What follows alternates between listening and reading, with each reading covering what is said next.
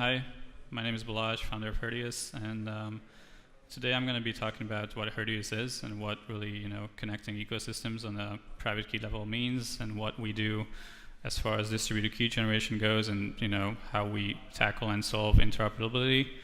I actually wanted to do a live demo for you, but afterwards, or if you have questions, we're happy to let you play around with the code if you want.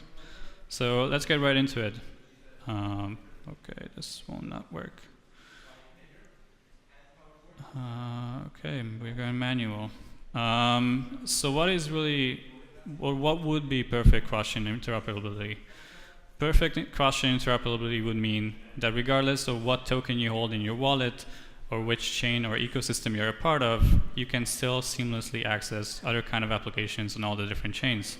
The problem that we currently have is pretty much Bitcoin is still somewhat dominant, but Bitcoin users have a barrier when they want to use Gnosis or they want to use other kind of applications on Ethereum.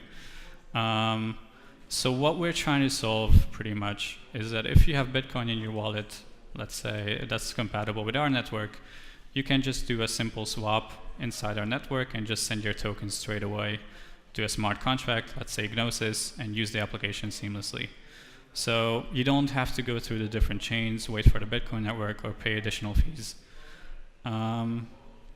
Okay.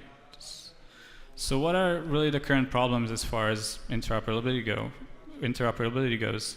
We are creating, and there's more and more smart contract and decentralized application networks popping up, and all it does is just splits the community in different parts that really cannot cooperate. So let's say I'm a big believer of chain X, and I'd like my funds to be in that specific token. There's a really big barrier if I were to use the future applications that will run on different chains. Also, the current applications can only function within the chain they're created in. So right now there's no way for an Ethereum dApp to be compatible with Lisk or so on, and to be cross-functionality. Not to mention, the tokens, and if goes back to the UX problem that we have currently. If I were to bet tomorrow on a World Cup game and I'm a regular user on the street, imagine giving the user the value proposition: go to Coinbase, deposit money, do KYC, get the token, then open an Ether wallet, and then do all these swaps. It's nonsense, and that has to be solved. What's the problem with the current or future interoperability protocols? A lot of them require communication channels or bridges to be set up separately with each individual chain, which would not be that big of an issue if it wouldn't be up to the main chains to adopt your bridge or communication channel. So right now, most interoperability protocols, if they were to, implement or do a bridge between Ethereum and Bitcoin, actually the Bitcoin main chain has to somehow recognize or adopt the information coming from that bridge through in order to solve interoperability. Okay, sorry. And this is where we come in, that we connect blockchains on the private key level. So when I looked at, and you might have heard my talk on DEXs, when I looked at DEXs and what's going on in the space, I saw everyone is building a decentralized exchange on Ethereum smart contracts, which is cool. There's nothing wrong with it. It's just in the future, let's say in 2 years' time, when there's another token, let's say EOS, and you would want to implement it in your DEX, then you pretty much have to rebuild your infrastructure, because smart contracts are immutable, but also very inflexible. And the one thing you have in common in all the different chains is public key cryptography and the use of private keys. If you think about it, your private keys are not your access to your Bitcoins. That's not the cool thing, or the cool thing that we promise. It's more or less your signature to your identity. And that's how you access, data marketplaces. That's how you send transactions. So what Herdius does really is us as a network can generate the private key in a distributed way. Now, what that means is when you deploy funds into Herdius, you still get a private key for yourself, but the private key for the actual wallet is generated in a distributed way through different nodes.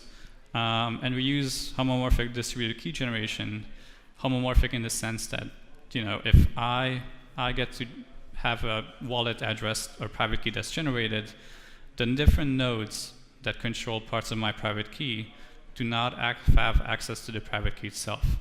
So you will see an example in the next slide what I mean. Pretty much what we use as far as tech goes is we use the BIP33 proposal for Bitcoin, which is pretty much the hierarchical deterministic wallets. Essentially, we store the different key pieces on the actual block. All of it is encrypted, and we Merkleize the whole structure. What's different and I guess cool about our approach is we preserve the native key format of whatever chain we're going back to. Now, what that really means is, imagine you have this side chain where you have all these transactions going through. User A always trades with user B. And when we would have to go back to the main chain, so let's say we do a swap for Ethereum Bitcoin, and we were to go back to the main chains, that main chain usually, as I mentioned earlier, would have to digest that information. In our case, from the perspective of the Bitcoin network, let's say there's Herdius user A and B, and they do a swap. So we exchange Ether among our wallets. I just gained the right to your private key reassembly process. So if you send someone 5 Bitcoins in the network, and that someone sends it to 100 different people in the network, nothing actually moves on from the perspective of the Bitcoin main chain. When one of those people move it out of the network, that's when my original private key is reassembled. So here's kind of a hacked together slide or visualization of how this would work. And actually, let me scroll down a bit. Is that Alice and Bob, deposit money into their Herdius wallet. That's when the distributed key generation kicks in. So the actual private key for the wallet itself is generated in a distributed way, and the private key that they get control of, so the Herdius private key, only controls this key reassembly process. So neither the users nor the different nodes in the network have access to the underlying private key. And you can see there's different nodes that they have, and then if we do a swap in the network, nothing actually moves on the main chain. As I said, you only just gain the right for this reassembly process. And whenever there's a transaction leaving our network, that's when the other party's private key is reassembled. What we try to do, and that's how it works, is all those different nodes who you see control the different key parts cannot cooperate. So what that means is we have a new tree added to the block inside our network, and that goes for outgoing transactions. So whenever there's an internal transaction, there's no private key reassembled. None of that happens. Only when we go out of the network, this outgoing transaction list gets scanned by the different nodes who hold parts of the key, and when they see there's a match and they're called upon to do the key reassembly, that's when they submit or collectively sign off homomorphically on this transaction packet. Basically, Balazs is sending to someone else Bitcoins back to the Bitcoin main chain. And from when the Bitcoin main chain gets this information, it's in the native format of what they want, so it's recognized by them as a valid transaction, and there's no need for bridges or communication channels.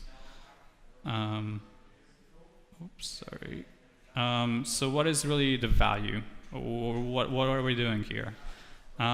For users, first of all, is we allow that no matter which asset you store on your single wallet, you can use any application seamlessly. So let's say I have Ethereum and I want to use an application on, I don't know, whatever chain.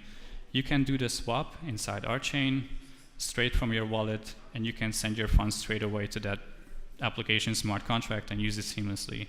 Currently, let's say the example of Litecoin, you would have to move it through the Litecoin network, do the swap, come back, and then send the money away.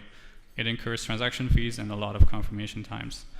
What we do for developers, we actually do not need developers to build on top of our network. Instead, what we say is we don't care which chain you're running your application on.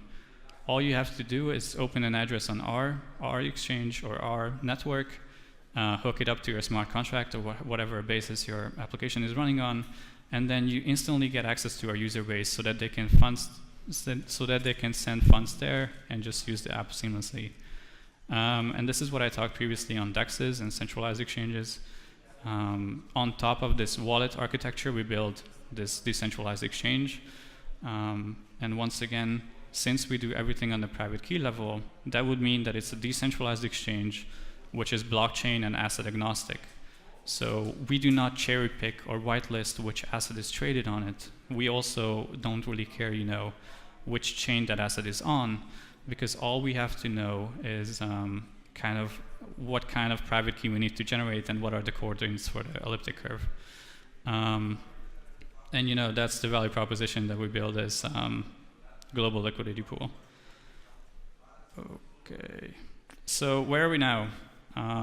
We can pretty much generate private keys for Bitcoin and Ethereum. So we have a really basic blockchain going on where Alice and Bob do the swap, and then funds are moved on the respective chain back.